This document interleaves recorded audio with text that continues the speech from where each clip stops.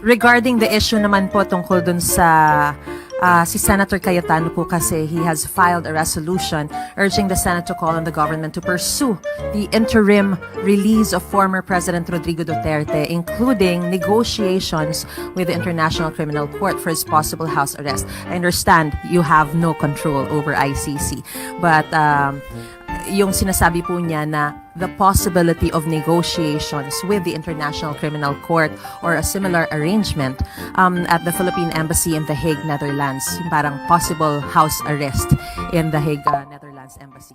Does Malacanang intend to study, just study, and act on this resolution? Nagsalita na po ang ating SOJ Boying Rimulya patungkol po sa interim release.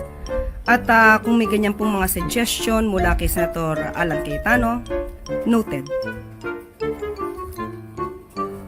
Hahayaan na lang po ang Department of Justice to do its work. Hindi na po makikialam ang Malacanang on this matter. Sa mabibigay ko lang po ngayon, noted. Thank you, ma'am.